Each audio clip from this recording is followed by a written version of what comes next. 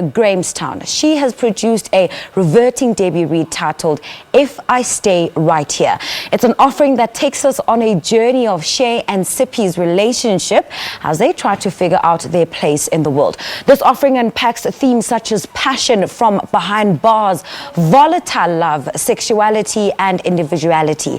Ngamlana's use of language and writing style that breaks away from the traditional writing style is quite refreshing and promises readers to see themselves in the sequence of events narrated in this very book. Chwayita joins us from our Sea Point studio. A very good morning, Chwayita, and welcome to Morning Love. Good morning. Thank you for having me. Congratulations on a stunning debut read. It is very daring. And daring, I say, because just as one opens this book, you go into just describing some of the things that pertain to the relationships that we have. I mean, you go from describing sex, what is desire, what is loneliness, what is obsession, and all those things. What was the significance of doing that? The significance is instead of writing a contents page, I felt like I wanted to introduce exactly what we were going to cover in the entire book by, defining those things, because all those elements exist in a relationship. So it kind of gives you an idea of what you're about to go into and the experience you're about to have.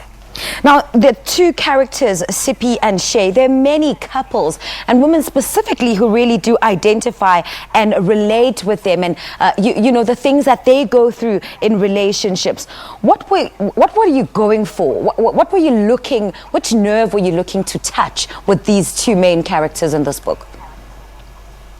Well, with me, I kind of went through this. So my main goal was to show people that haven't been in this type of situation exactly how it goes, the gray areas that exist in the situation and what the person who's being abused actually goes through. Because it's very easy for other people to say it's a black and white situation, just get out or whatever, not knowing that there's all kinds of, manipulation tactics and emotional blackmail going on. And I just wanted to show the dynamics, basically. And for people that are going through it, hopefully they will also recognize themselves in one of the characters. And often people who are involved in very dark, toxic relationships struggle with sort of finding their voice and, being who they are and being able to express eloquently to their partners who they are. What would you say are some of the signs that tell you, the telling tales that say, hey man, there's a red flag right here? It's a strange situation because you don't actually realize that you're in an abusive relationship when you're in it. I think it just goes on for a bit too long, and many women will say this, that it was after some years that they realized, hey, I need to get out of this, I'm not happy. So it's very hard to say that there's a defining moment. It's hard to say that, you make a decision and you just leave. A lot happens before you get to that point, but each person has to reach that point by themselves. So no one can tell them when that is. Now, Chwayita, in your book, you touch on so many different relevant issues that we see in our current South African society at the moment. One of them being the issue of corrective rape. And in the beginning, I said you're such a courageous writer because of how you approach the subject of corrective rape in your book. I mean, you say, you remember him saying he's about to show me that I'm a girl, not the boy that I think I am.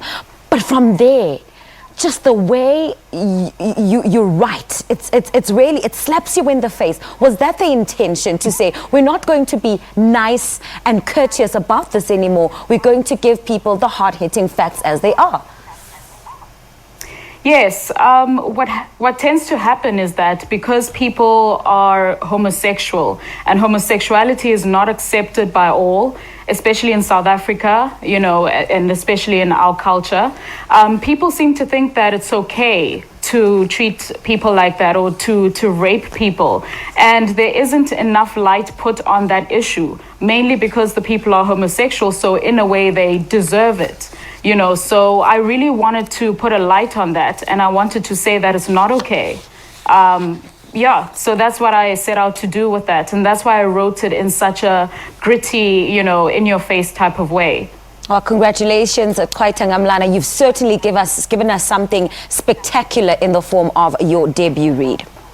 Now, Chwayita is an author and was speaking to us about the release of her debut read titled If I Stay Right Here, an exciting and captivating offering that will resonate with readers and stir up some real emotion and conversations.